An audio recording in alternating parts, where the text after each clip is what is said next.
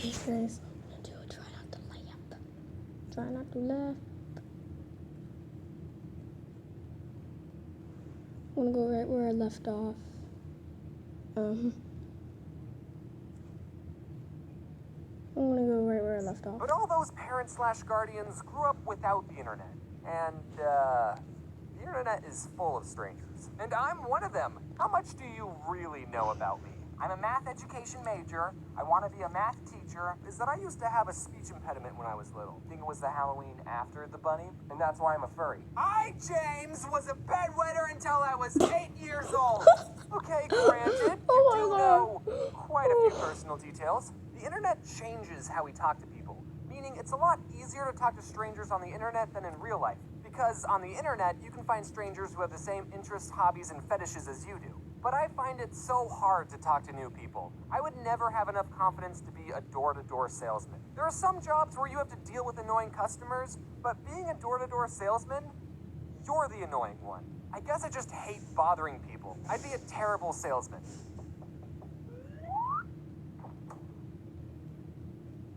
What? Do you have a water filter? Yeah.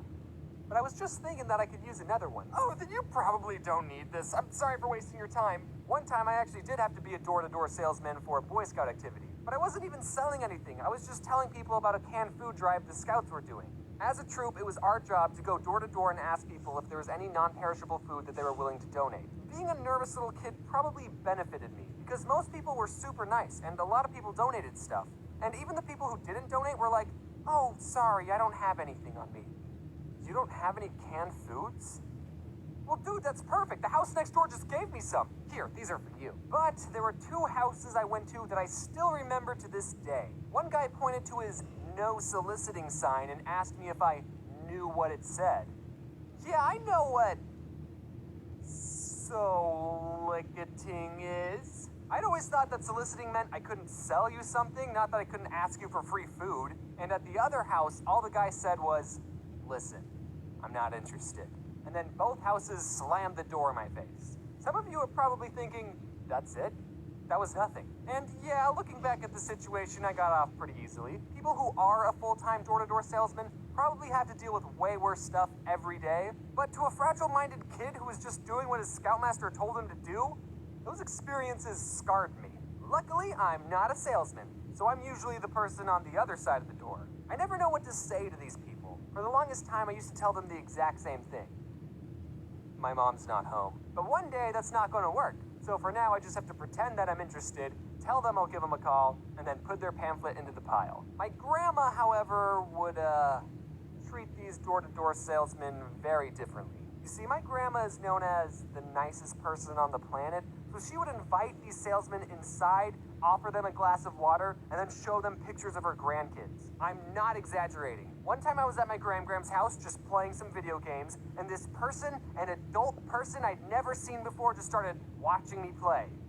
"Are you one of my cousins?" And then my grandma handed him a big cup of water filled with ice and a straw. They talked for a bit, he left, and I asked, Gram, who was that?" "Oh, it was someone just trying to sell me a vacuum cleaner." But salesmen don't have it the hardest on the doorstep. There's also Jehovah's Witnesses and Mormon missionaries who are literally trying to save your soul. I can't even get mad at these people because if you had the secret to eternal happiness, wouldn't you be telling everyone in your neighborhood too? They're trying to do good and all, but whenever they show up, "Hello, do you have time to be baptized?" "Oh, sorry guys, but you're wasting your time. You see, I'm an YouTuber, so I'm not going to heaven." Here's a story that's a prime example of me failing at talking to people. I had just finished grocery shopping at Walmart, and this isn't important to the story, but Adam from Something Else YT was there. Hello. Walmart's where I make friends. I was walking to my car, and I started eating an Uncrustable frozen PB&J sandwich that I bought, and this guy drives up to me and yells, "Man, you're not even waiting to get in the car. You're just eating that thing up." Yeah, I was hungry.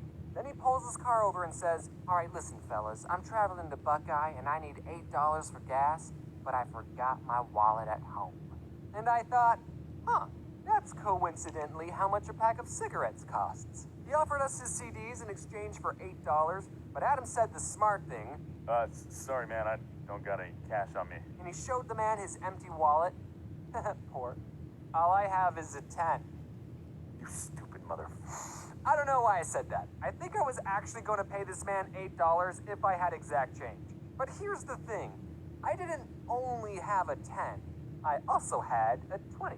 The guy saw my cash and said, "Man, all you have is a 10. Nah, man, I see you have a 20. And then he raised the price of his CDs from $8 to $30. Like I said, I should have handled the situation differently. If I was going to give him money, I should have given him a 10 and said, "Now give me $2 back." But he had a solid argument. He said, if there were 20 dudes who all tried to jump you, I'd have your back. Now that's not a bad price for a Walmart parking lot bodyguard. You know, man, you gotta realize that money is just an object. Okay, then why do you want it? He asked us, do you boys like rap music? He does. Hey, I do. I listen to like Eminem, Kendrick Lamar, and Chance the Rap. Oh no. And then the man pulled out his CDs, but he didn't have a CD player in his car, so he asked me if I could use my CD player, and I said, sure, but my CD player already had my mixtape in that I never bothered to take out, so when I turned on my CD player, oh, I got something in my throat. By the way, if you want to listen to my whole mixtape, link in the description. Adam and I started listening to his CDs, and the man started doing this. Yeah, that's the good stuff. So what'll it be, little man? You gonna give me the money or not, huh? Huh? Do I need to get my gang of 19 other dudes out? Huh? So, now $30? No, I just gave my last 30 away. I can make a video about this. Yeah, I ended up giving the guy my $30. Honestly, I didn't get the meth head drug user vibe from him. He was more of a goofy dad who just needed $30. And after I gave him the money, he thanked us, saying things like, "God bless you," and talked about how much he was going to miss his CD. But turn the music down, I miss it already. Now, was I scammed out of $30 and secretly this guy is laughing to himself that he sold a used rap CD to a white boy? Yeah, that definitely could be a possibility. But I hope whoever this guy is, that he pays the good deed forward. And I hope you made it to wherever you need to be. In conclusion, never carry cash with your kids. And that was that, ladies and gentlemen. That was the whole story. It was a pretty good story. I mean, 5 out of 7. But, you know, James sucks at talking to people.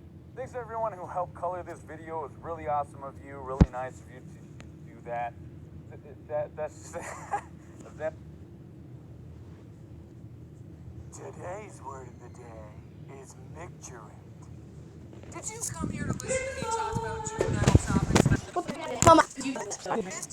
Mama, I was just watching a video. Turn everything off. I was just watching a funny video and this guy said, he said, I was a wet better until I was 8 years old.